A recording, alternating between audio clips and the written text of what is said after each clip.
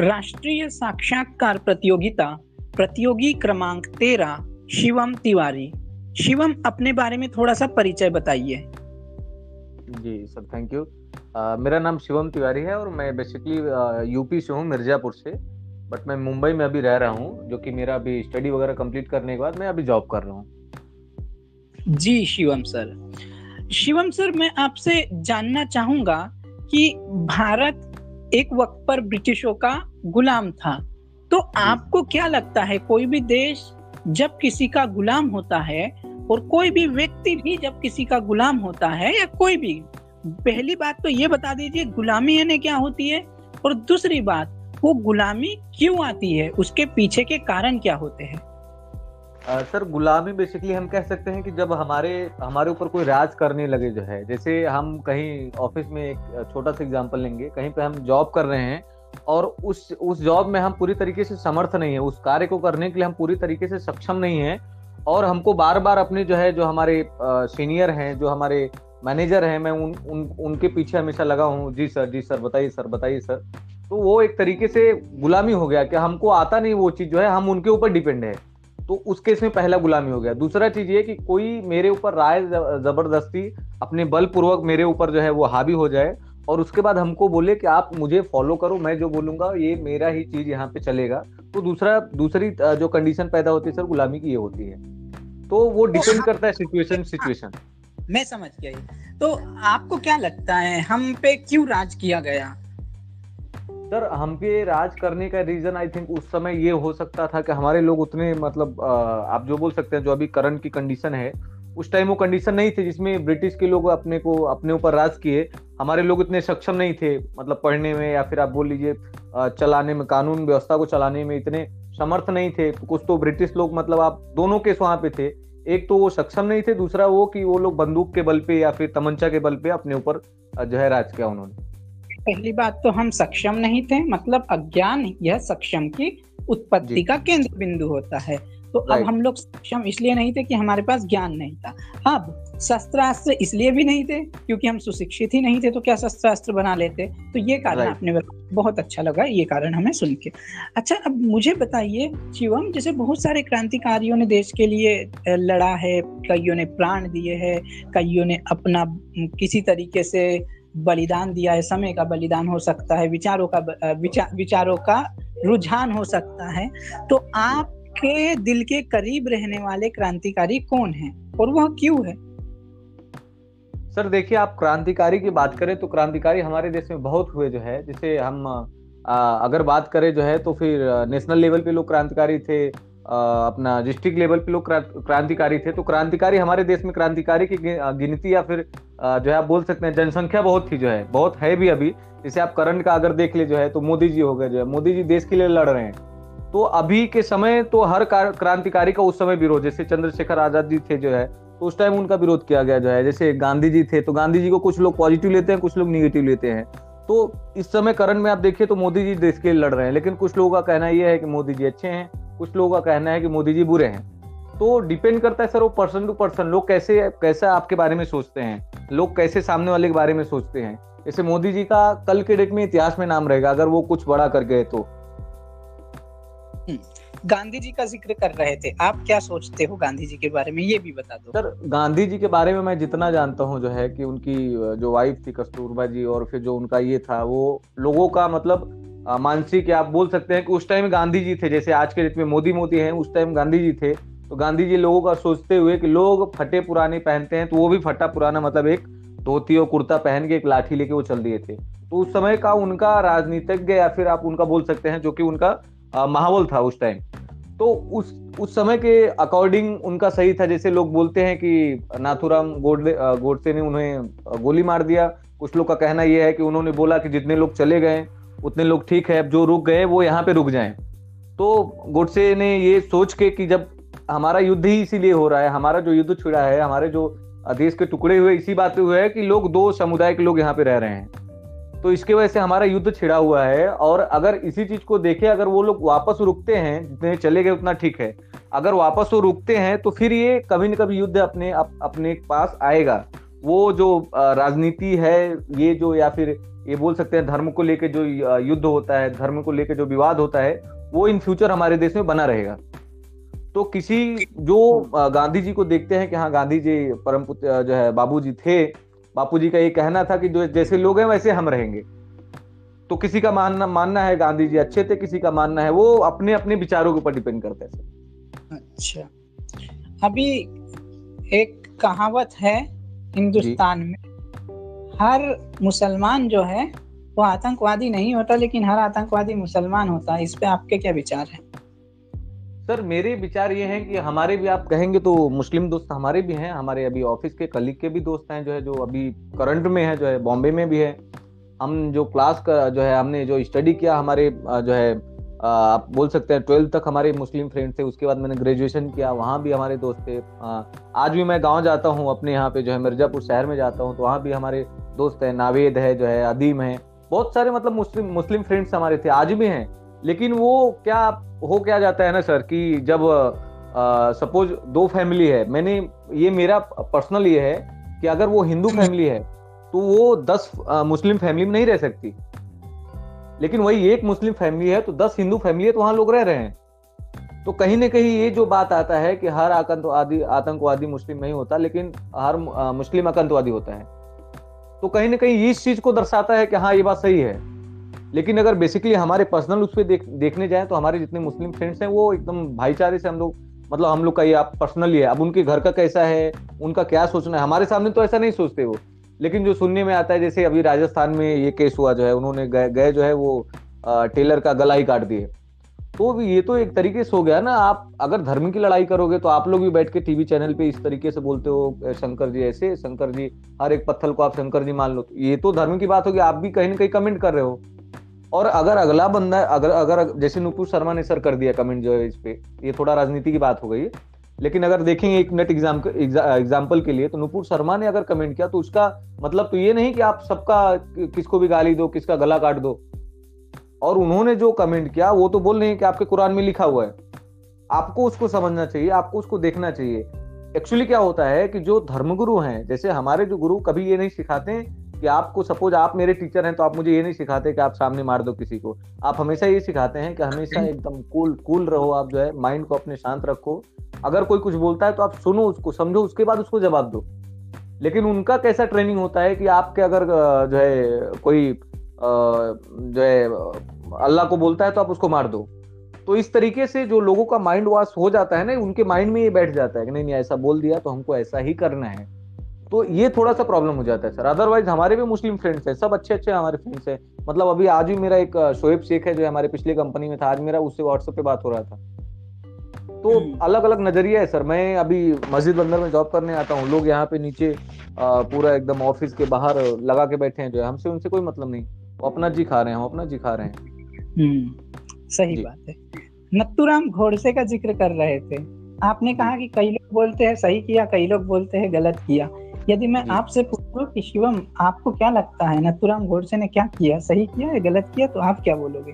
Sir ये थोड़ा सा मतलब डिफिकल्ट हो जाएगा। मैं नाथुराम गोडसे का अगर समर्थन करता हूँ तो लोग फिर बोलेंगे कि हाँ ये मतलब देश विरोधी है, अवॉइड कर सकते हैं। लेकिन इसमें मैं थोड़ा सा कहना चाहूंगा सर, अगर वो जो मैंने केस बताया अगर ऐसा केस था तो उसने सही किया कि हमारा युद्ध ही इसीलिए हो रहा है हिंदू मुस्लिम। तो अगर हिंदू अलग हो गए, मुस्लिम अलग हो गए, तो झगड़ा ही खत्म हो जाएगा। आज के डेट में हमारी कंडीशन जो अभी हुई है, 70 साल से ये चली आ रही है, आज भी यही है कि वोटिंग के टाइम आप राज्यसभा का चुनाव देख लीजिए, आप विधानसभा का चुनाव देख लीजिए, हिंदू मुस्लिम एक हो जाते हैं, एक हिंदू पक्ष हो जाएगा, एक मुस्लिम पक्ष हो जाएगा।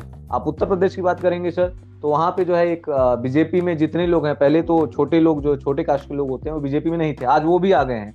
कुछ मुस्लिम भी अच्छे हैं जो कि मतलब ऐसा नहीं कि बीजेपी पार्टी बुरी है या फिर सपा बुरी है या जो है बसपा बुरी है, जो है जैसे NIM पार्टी है इनकी जो है हैदराबाद की, तो वो तो आप पर्टिकुलर आप अपने एक धर्म को आप ये कर रहे हो ना, टारगेट कर रहे हो कि हमारे मुस्लिम भाई एक हो जाओ। आपने ऐसा कोई पार्टी नहीं क्रिएट किया जैसे बीजेपी या फिर सपा में ऐसा कुछ ये नहीं कि हम मुस्लिम का करेंगे या हिंदू करेंगे, या हम हिंदू की बात करें तो ब्राह्मण का करेंगे, ठाकुर का करेंगे, वैश्य का करेंगे, ऐसा कुछ नहीं उसमें। लेकिन आप तो पूरा का पूरा साबित कर देते हो ये पार्टी सिर्फ मुस्लिम की है। ठीक है, देश में अनेक समस्याएं हैं, उनमें से एक समस्या है बाढ़। अब ये समस्या क्यों है? क्योंकि ये बता के आती है, ये हमें पता होता है, फिर भी सरकार नजरअंदाज करती है, केंद्र सरकार भी, राज्य सरकार भी। मुझे बताइए इससे, इस समस्या से कैसे निपटा जा सकता है? सर एक्चुअली इस बात को लेकर मैं थोड़ा सा कटअप करूंगा कि कभी भी सरकारें हमारे इस बात को नहीं देखती है कि हमको अवॉइड करना है, बाढ़ आने वाला है या फिर पानी का, जैसे बॉम्बे की बात कर लें हम, तो इसमें केंद्र सरकार और राज्य सरकार का पूरा हाथ रहता है कि उस चीज को सही करे, मतलब काम को, अपने कार्य को गड़बड़ न करे जो है। लेकिन उसमें जो लोकल लेवल पे काम करने वाले हो जाते हैं उनका सब गड़बड़ घोटाला होता है सर। वो कभी राज्य सरकार या केंद्र सरकार ये नहीं चाहती कि बाढ़ आ जाए।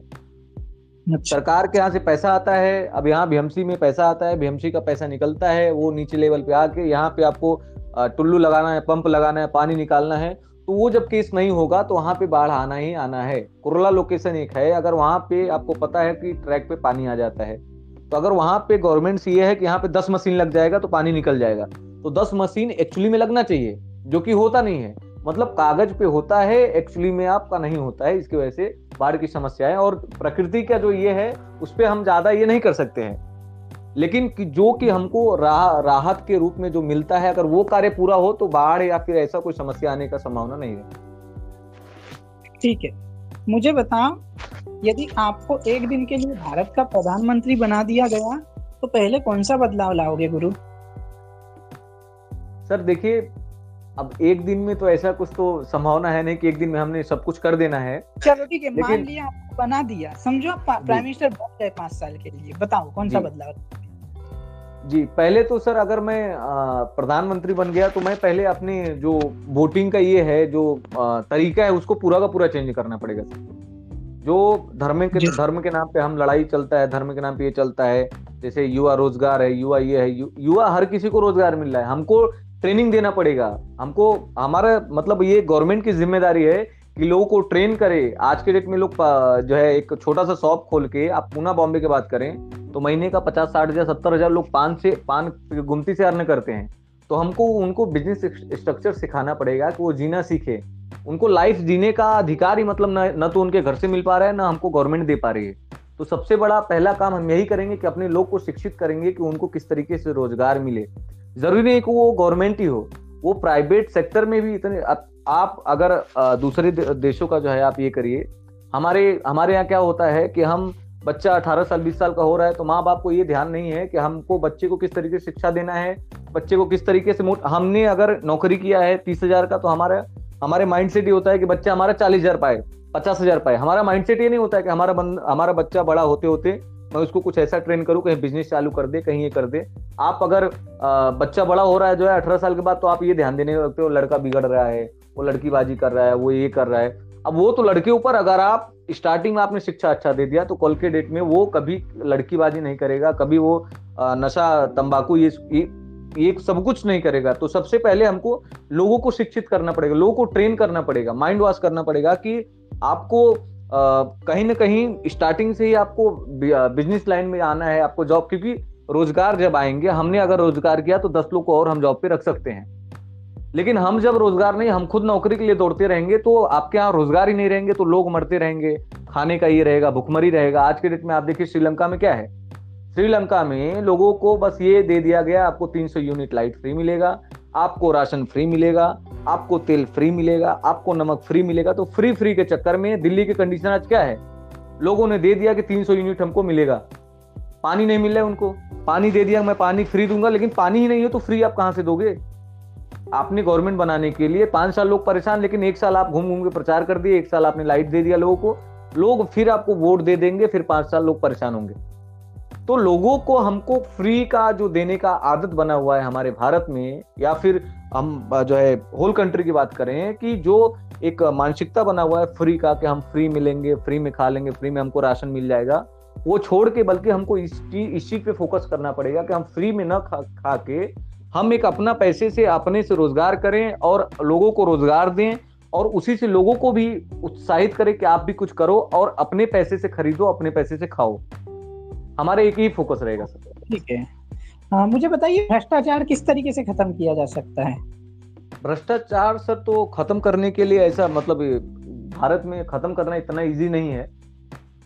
क्योंकि हमने एक मूवी देखा था, हमको वो मूवी का नाम याद नहीं आ रहा है, कि वो सडन से वो बनता है जो है पीएम बनता है, तो वो सब क्या करता है कि 500 रुपए का चालान रहता है तो उसको वो 15,000 कर देता है। हेलमेट चालान 100 रुपए है तो उसको 10,000 कर देता है। तो लोग क्या करते हैं, उसके डर से फिर हेलमेट पहनना या फिर गाड़ी का डॉक्यूमेंट सब ओके करवाना चालू कर देते हैं। अभी ये भारत में भी चालू हुआ था कुछ, उसका ये चार्ज ज्यादा कर दिया तो कई लोग ने अपना पेट्रोल डाल के गाड़ी जला दिया जो है अपना ट्रैफिक चौराहे पे जो है।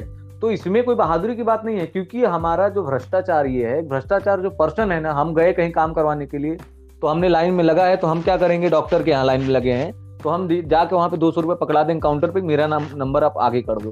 तो लोगों को ये सोचना पड़ेगा, हमारी गवर्नमेंट कभी भ्रष्टाचार दूर कर ही नहीं सकती, वो भी लोग ही करेंगे।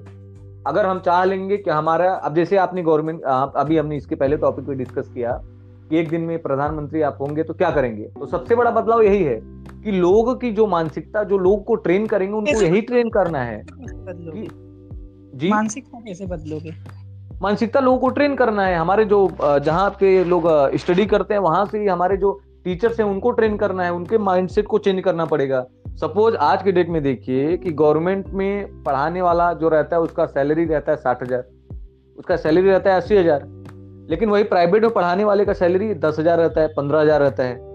और वो 10,000 15,000 वाले बंदा पूरा मेहनत से पढ़ाता है कि स्कूल से उसको निकाल दिया जाएगा, लेकिन वही गवर्नमेंट में क्या है, वो 60,000 लेने के बाद भी वो सो जाएगा, टेबल पे बैठा रहेगा, स्कूल नहीं आएगा, एब्सेंट प्रेजेंट लगता रहेगा। तो रीजन ये है कि हम उसको सर्च नहीं कर रहे हैं। हमारे जो लोग हैं वो टीचर इसलिए स्कूल नहीं आता, वो टीचर लेट इसलिए आता है क्योंकि जो सर्च करने वाले हैं, जो जांच अधिकारी हैं, वो वहां पे क्या करते हैं, टीचर ने उनको दे दिया महीने का 10,000 रुपए, वो क्या करेंगे, ऊपर दे दिए 10,000 रुपए। तो पर्सन टू पर्सन लोगों को इतना जो स्ट्रिक्ट करना पड़ेगा, तभी जाके भ्रष्टाचार खत्म हो सकती है। मेरा अगला सवाल आपसे यह है, आपको क्या लगता है इस देश में हम आज भी आजाद हैं? और दूसरा सवाल इससे ही संबंधित है, क्या हमारे जो क्रांतिवीरों ने जो सपना देखा था, क्या हम उसे पूरा कर पाने में सक्षम हुए हैं? सक्षम हुए हैं सर। पहला आपका सेकंड चीज का जो आपने सेकंड क्वेश्चन किया उसका आंसर ये है कि हम सक्षम हुए। हर व्यक्ति अपने आप से आजाद होना चाहिए, हर व्यक्ति का ये सोच होना चाहिए। आज के डेट में हम एक राज्य से दूसरे राज्य में अगर हम जॉब करने जाते हैं तो वहां पे रहता है कि हमारा है, अगर हमारा ये जो यूपी है तो हमारा है, हम महाराष्ट्र में आ रहे हैं तो महाराष्ट्र, आमची मुंबई। तो ये थोड़ा कॉन्सेप्ट चेंज होना चाहिए। आजाद का मतलब ये नहीं कि हम आजाद हैं तो अपने ही शहर में रह के हम धंधा पानी करें। हम यूपी में नहीं कर सकते हैं, हम बिहार में नहीं कर सकते, क्योंकि वो रोड, वो लाइट, वो पानी हमको नहीं मिल सकती। हम महाराष्ट्र में करते हैं तो उसका रीजन है कि हमको वहां पे सारी सुविधा मिलती है, हम उसका टैक्स देते हैं। तो लोगों की मानसिकता अगर हिंदू मुस्लिम भी छोड़ दी जाए अपना, तो ये जो कैटेगरी वाइज है कि हम यूपी के हैं, मतलब हर जगह पे आप देखेंगे तो डिवाइड एंड रूल है। हर जगह आप ऑफिस देखेंगे, आप रॉ लेवल में आप जाएंगे, मनरेगा काम में देखेंगे, तो हर जगह पे डिवाइड एंड रूल है। तो वो मानसिकता ही जब हम लोगों को ट्रेन करेंगे ना, तो ऑटोमेटिक वो मानसिकता चेंज होगी। कई लोगों का मानना है साहब 2050 तक भारत सुपर पावर बन जाएगा, तुमको क्या लगता है? मतलब आपको डेफिनेटली बन सकता है सर। अगर हमारे जो चीजें चल रहे हैं आज के डेट में, अब क्या इकोनॉमी, लोग का अलग अलग तरीका है जो है। अब लोग बोलते हैं कि जो है मीडिया गोदी मीडिया हो गई है। तो अब हमारे हिसाब से अब हम तो इतना मतलब विशेषज्ञ राजनीति के, या फिर आप ये कहेंगे जो है तो उसके विशेषज्ञ तो है नहीं, लेकिन ये कि जो लोगों को, जैसे हमारे यहाँ सपा की सरकार होती है सर, तो उसमें हमारे मुस्लिम, ऐसा नहीं कि मुस्लिम पक्ष जो है हावी रहते हैं। हमारे जो सपा में यादव लोग होते हैं वो लोग हमेशा किसको मार देंगे, किसको ये कर देंगे, सड़क पे मार देंगे, सड़क तोड़ देंगे। तो ऐसा बीजेपी नहीं करती है। हो सकता है हमारा इकोनॉमिक थोड़ा डाउन होता है, इकोनॉमिक थोड़ा ऊपर होता है, जो अदर केसेस हो सकते हैं, रोजगार लोगों को नहीं मिल रहा है। जैसे अग्निवीर लाया, अग्निवीर तो हर देश में है ना, हमको फ्री का खाने का आदत हो गया है। ये माइंडसेट जब चेंज हो जाएगा तो ऑटोमेटिक सब हम सुपर पावर भी बन सकते हैं, एकदम डेफिनेटली बन सकते हैं। लेकिन ये माइंडसेट चेंज होना चाहिए कि हमारा बच्चा 18 साल का हुआ तो 18 साल से 24 साल तक वो अग्निवीर का 4 साल 5 साल का ट्रेनिंग लेके इतना तंदुरुस्त हो सकता है कि वो अगले 24 साल होने के बाद वो खुद अपना एक रोजगार करके अपनी जगह पे रहेगा, अपने प्रदेश में रहेगा, अपने घर पे रहेगा। आप उम्मीद करते हो गवर्नमेंट से कि हमको 40 साल का जॉब मिले मिलिट्री का, आप जाते हो बॉर्डर पे, आपको खुदा न खास्ता अगर आपको गोली लगती है तो भी आप उम्मीद करते हो कि हमको 1 करोड़ मिल जाए, 2 करोड़ मिल जाए।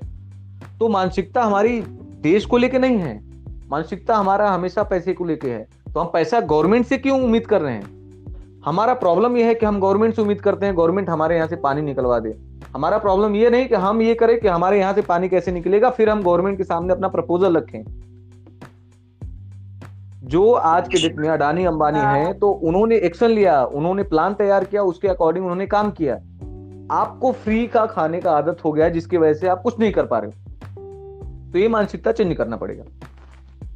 शिवम जी, जैसे आपने कहा कि लोगों को फुकट का खाने की आदत पड़ गई है, अग्निवीर के बारे में आप बता रहे थे।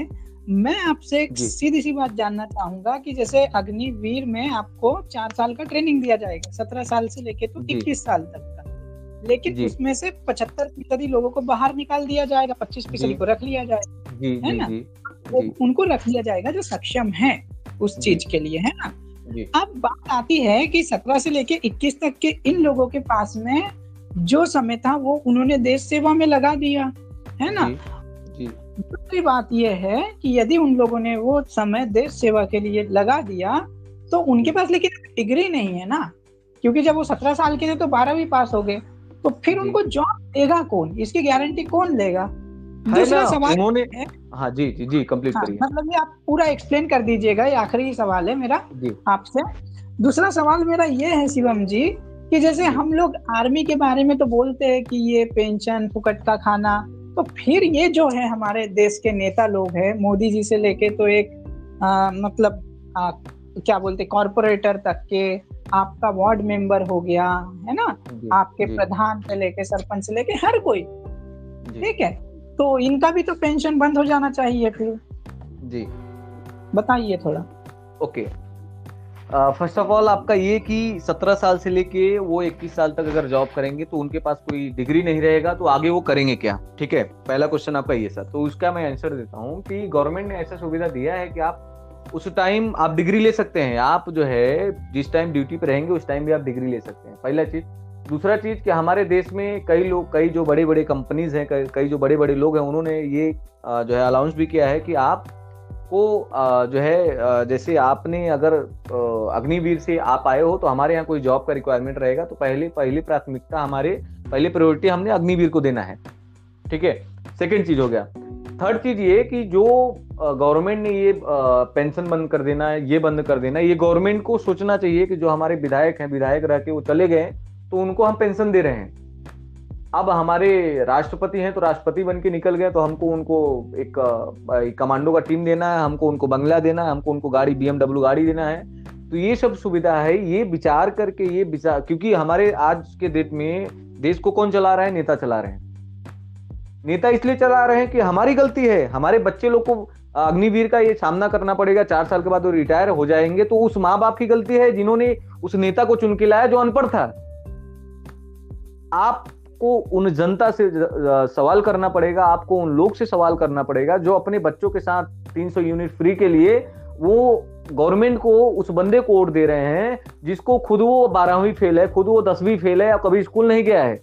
वो किसी के साथ घूमता था, किसी का ये था जो है पर्सनल असिस्टेंट था, बाद में वो नेता बन गया। जब वो बंदा खुद शिक्षित नहीं रहेगा तो आप उससे क्या उम्मीद करते हो कि आपके बच्चे के लिए वो सोचेगा? आप सोचो कि आपका बच्चा जो कि 17 साल से 18 साल 20 साल 22 साल तक जब होता है 17 से, तो दौड़ना चालू करता है कि हमको देश की सेवा में जाना है, हमको आर्मी में जाना है। और वही नेता का बच्चा वो 17 साल 18 साल के बाद वो कुर्ता पहन के टाइप एकदम मस्त जो है जैकेट पहन के सेंट मार के निकल जाता है जो है, और वो भी ऐसे जगह जाएगा जहां से उसका फोटोज आए, जहां से उसको लोग जाने कि नेता का बच्चा है, ये भी नेता बनेगा।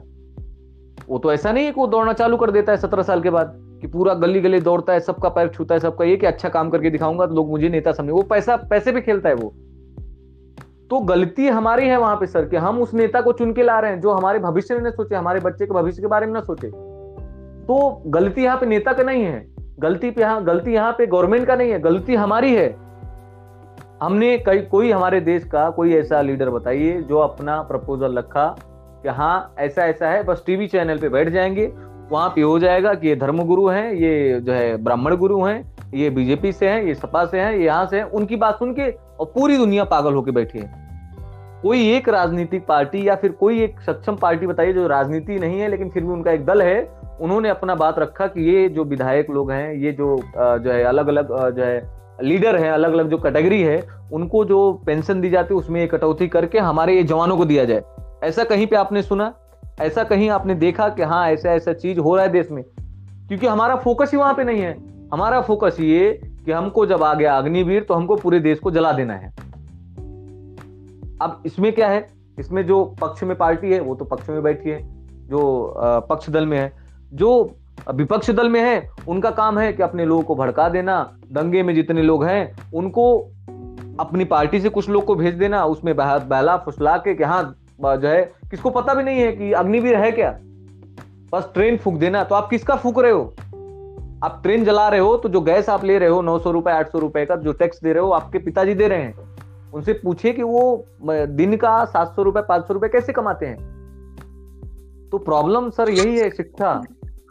हर जगह से आप जहां से देखेंगे शिक्षा, हमारी जो सोच है, हमारी जो मानसिक संतुलन है, हम उसको विचार को अपने जो दृष्टिकोण है सर, जो मराठी में बोलते हैं दृष्टिकोण, तो जो हमारे दृष्टिकोण है वो भी क्लियर ही नहीं है कि हमको करना क्या है एक्चुअली। तो सबसे बड़ा प्रॉब्लम यह है सर कि हमको अपने जो लोग हैं, हमारे जो माता पिता हैं, उनको सोचना पड़ेगा कि हम एक ऐसे मतलब हम भाईचारी में बोलते हैं ना, भाईचारी में हमने वोट दे दिया, ये प्रधान बना दिया। अब सोचो प्रधान वो काबिलियत है क्या कि वो आगे जाके उस काम को निकलवा के अपने गांव में एक प्राइमरी स्कूल बनवा सकता है, वहां पे 4-5 टीचर रख सकता है जो अच्छे टीचर रहेंगे, वो पढ़ाए पूरे गांव को शिक्षा करें, ऐसा वो कर सकता है क्या? वो क्या सोचेंगे कि वो प्रधान बनने के बाद हमारे यहाँ हैंडपंप लगवा देगा। मैं ये अभी आज के डेट की बात बता रहा हूँ। हर एक बंदे की मानसिकता है कि अगर वो प्रधान बन गया तो हमारा बंदा है, हमारे घर के सामने वो नलका लगवा देगा, हमारे घर के सामने से नाली बनवा देगा। वो ये नहीं सोच रहा है कि आप वो ये करने के बाद हमारे बच्चे को अच्छा भविष्य देगा, कल हमारा बच्चा अच्छा कमा के हमारे यहाँ सामने नलका लगवा देगा और नाली बनवा देगा। तो हम उम्मीद कहाँ कर रहे हैं सर? ये डिपेंड करता है, हम गवर्नमेंट से उम्मीद कर रहे हैं ना कि अपने लोग से, अपने बच्चे से उम्मीद कर रहे हैं। सर ये मेरा आंसर था सर। ठीक है, अंतिम प्रश्न, ये अंतिम ही होगा मुख्य रूप से। जैसे आप बता रहे थे, ये भी तो एक सच है कि महंगाई बढ़ रही है, बेरोजगारी का दर पिछले 50 साल में या जब से देश आजाद हुआ है सबसे ज्यादा है।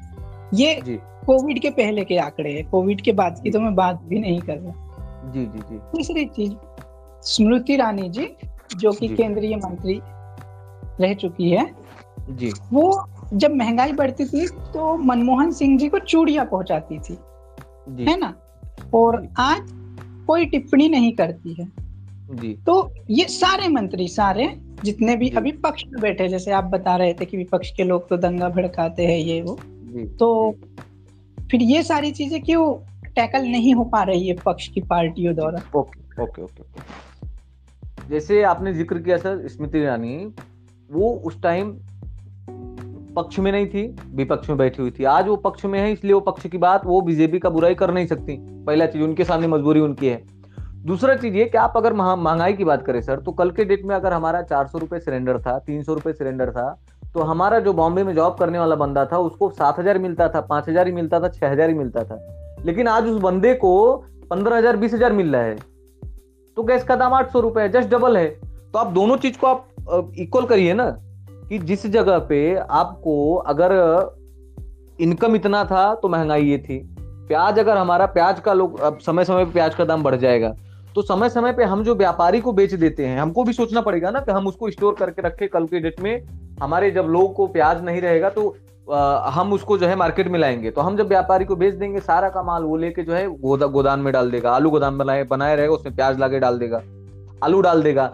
तो एक समय जब मार्केट में जब चीजें नहीं रहेंगी तो उस प्याज को निकाल के बेचेगा 80 रुपए किलो, 100 रुपए किलो। तो सोचने का ये है सर कि हम बात कर रहे हैं कि महंगाई बढ़ रही है, तो डेफिनेटली महंगाई बढ़ रही है, लेकिन हमारा इनकम भी तो बढ़ रहा है। हमारा इनकम क्या मतलब ये थोड़ा सा मैं आपको यहाँ रोकना चाहूंगा कि मतलब जैसे कि 2009 में जब महंगाई बढ़ रही थी तो वो महंगाई थी, और आज बढ़ रही है तो महंगाई नहीं है। जैसे आज इनकम डबल होने की बात कर रहे हो तो तभी तो हो रही होंगी ना कभी के मुकाबले। नहीं तो फिर तो जी ने आंदोलन किए थे वो भी गलत होने चाहिए, जो रामदेव बाबा जी बोल रहे गलत होने चाहिए। गलत है सर, वो गलत है। आपके अदालत में बैठ के बाबा रामदेव ही बोले जो है कि आपको 40 रुपए लीटर तेल चाहिए या फिर 80 रुपए लीटर तेल चाहिए। आज बाबा रामदेव नहीं बोल रहे हैं, तो अगर आप लिस्ट निकालेंगे, पूरा का पूरा लिस्ट निकालेंगे, जब से हम चल रहे हैं जो है, तो हमारे कल के डेट में दाल का दाम ये था, आज के डेट में ये है। कल के डेट में हमारा सब चीज को इक्वल करके चलना पड़ेगा। महंगाई तो दिन पे दिन बढ़ेगी, महंगाई का हमारे पास कोई ऑप्शन नहीं है कि हमारे, क्योंकि वो प्रकृति का ही नियम है, जो हमारी चीजें, हमारे जहाँ पे पेड़ पौधे होते थे वहां पे काट के हम बिल्डिंग बना रहे हैं, तो ऑटोमेटिक है कि हमको ऑक्सीजन मिलना चाहिए। ऑक्सीजन हमको मिल नहीं रहा है तो हमको खरीदना पड़ेगा उसको ना। हमारे जितने किसान भाई थे उन्होंने किसानी करना बंद कर दिया, सब बॉम्बे में आग कमा रहे हैं। तो जब किसान एक अनाज को ये करता था, जो है अनाज जो उगाता था, वो आज के डेट में यहाँ पे आके सिक्योरिटी गार्ड का काम कर रहा है बॉम्बे में। उनको अच्छा खासा इनकम हो जाता है, 10 से 15,000 से 20,000 रुपए के अंदर मिल जाता है। वो अगर गांव में किसानी करते तो उनको घर का खर्चा ही बस चलता था, ऊपर से कुछ इनकम नहीं होता था। तो उसके में आप सोचिए ना कि किसान के बारे में हमको सोचना पड़ेगा कि हमको किसान को कितना ज्यादा ये करें, सपोर्ट करें कि वो किसानी करे, जिससे हमारे पास अनाज अगर ज्यादा रहेगा तो ऑटोमेटिक है हमारे जो है महंगाई कम रहेंगे। अनाज ही हमारे पास नहीं है। अगर अनाज हमारे पास 10 किलो है सर, तो अगर उसको 10 किलो है तो 2 लोग को देना है तो उसको हम कम दाम में देंगे। अगर वो 1 किलो ही है और 2 लोग को देना है तो हम उसको ज्यादा से ज्यादा दाम में दे देंगे। तो जिस चीज की उत्पत्ति ज्यादा होती है उसका दाम ऑटोमेटिक कम होता है। तो हमको किसान पे फोकस करना पड़ेगा। अब वो गवर्नमेंट नहीं करेगा। ये सारी बात सही है आपकी, जो आप बोल रहे हो ये सही बात है ना। लेकिन आज मैं गुजरात के मुख्यमंत्री जो पहले थे मोदी जी, जो आज भारत के प्रधानमंत्री है, यदि मैं दोनों के भाषण जो सुनूं तो मुझे पता चलता है कि गुजरात के मुख्यमंत्री आज के प्रधानमंत्री से बिल्कुल भी सहमत नहीं होंगे, क्योंकि डेफिनेटली सर, हाँ, उसमें क्या होता है, जो सत्ता पक्ष में बैठे रहते हैं, जो हम अगर हमारी गवर्नमेंट चल रही है तो मैं अपने गवर्नमेंट को कभी गलत नहीं कहूंगा। ये तो नेता लोग का काम ही है, उसको आम जनता का ये प्रॉब्लम है ना। प्रॉब्लम मैं देखिए स्टार्टिंग से वही बोल रहा हूँ कि हमारे लोग की प्रॉब्लम है। ये हम अपनी गलती नहीं मानते, हम गवर्नमेंट की गलती मान लेते हैं। ये सबसे बड़ा प्रॉब्लम है हमारे। हम जिस दिन से अपनी गलती मानना चालू कर दे, अगर हमने आपको अपने जो है ग्राम पंचायत में जो है ग्राम प्रधान बना दिया, या अपने क्षेत्र में आपने जो है नगर सेवक बना दिया, अगर आपने 5 साल काम नहीं किया तो ये हमारी जिम्मेदारी होती है सर कि हम आपको फिर अगले पंचवर्षीय आपको नहीं लाना है। लेकिन क्या होता है, 5 साल हम काम नहीं करेंगे, उसके बाद आपको कुछ पैसा देंगे, कुछ नाली का वास्ता देंगे, कुछ नल लगवा देंगे, उसका वास्ता देके आपके बच्चे का इसमें करवा देंगे, उसका वास्ता देके हम वो 5 साल बाद फिर जीत जाते हैं। तो प्रॉब्लम सर हमारे लोग की है, प्रॉब्लम हमारी है, प्रॉब्लम न कि गवर्नमेंट की है। चलिए, आपसे बात कर कर बेहद ही अच्छा लगा। सारे सवालों के जवाब आपने बेबाक तरीके से दिए, ये बहुत ही खास बात लगी मुझसे। जो भी बोलना था खुले दिल से बोला, खुले विचार को रखा, प्राधान्य दिया। ये बड़ी एक्चुअली सर ये जो है हमारे विचार से हो सकते हैं, हमारे काफी विचार लोगों से मिलते होंगे, कुछ विचार हो सकते हैं कि लोगों से नहीं मिलते होंगे, कुछ जगह हम गलत होंगे, कुछ जगह सही होंगे। मतलब वो जो लोग अगर सोचते हैं कि हाँ ये चीज होता है तो उनके हिसाब से सही रहेगा। अगर उस चीज के जो मोदी खिलाफ रहेंगे उनको वो चीज बुरा लगेगा, जो हिंदू मुस्लिम खिलाफ रहेंगे उनको वो चीज बुरा लगेगा, जो उनके पक्ष में रहेंगे उनको अच्छा लगेगा। हमारा काम है सवाल पूछना, चीजों को समझना, जो सही है वो सही है, जो गलत है वो गलत है। कांग्रेस हो, बीजेपी हो, इससे हमारा उससे हमसे मतलब नहीं सर। ठीक है, तो जाते जाते इस 76वें स्वतंत्रता दिन के उपलक्ष्य में भारत की जनता को आप क्या संदेश देना चाहोगे? सर, भारत की जनता को हम यही संदेश देना चाहते हैं सर कि आप जो मोदी जी बोलते हैं आत्मनिर्भर भारत, आत्मनिर्भर भारत, वो मोदी जी को बोलने से नहीं होगा सर। वो हमको सोचना पड़ेगा, हमको शिक्षा ग्रहण करना पड़ेगा, हमको अपने लोग को शिक्षित करना पड़ेगा। वो कोई लीडर, कोई नेता बोलता है, नेता के बोलने से आप करते हो, ये सबसे बड़ा प्रॉब्लम है। ये अपने लोगों को जो गुलामी करने की आदत अभी तक पड़ी हुई है, अभी आती चली जा रही है, कंटिन्यूटी बनी हुई है, उस चीज को छोड़ना पड़ेगा सर। उस चीज को छोड़ दिया तो हम सुखी रहेंगे। निश्चित रूप से, ये मैं सहमत हूँ ये बात से। गुलामी करने की आदत पड़ी है ये सच है, ये भारत का सच है, और इससे हमको निकलना होगा। यदि हम थोड़ी देर पहले बात कर रहे हैं, सुपर पावर ऐसे ही थोड़ी बन जाएंगे। चलिए शिवम जी, आपका बहुत बहुत शुक्रिया पुनः से एक बार। जी सर, धन्यवाद।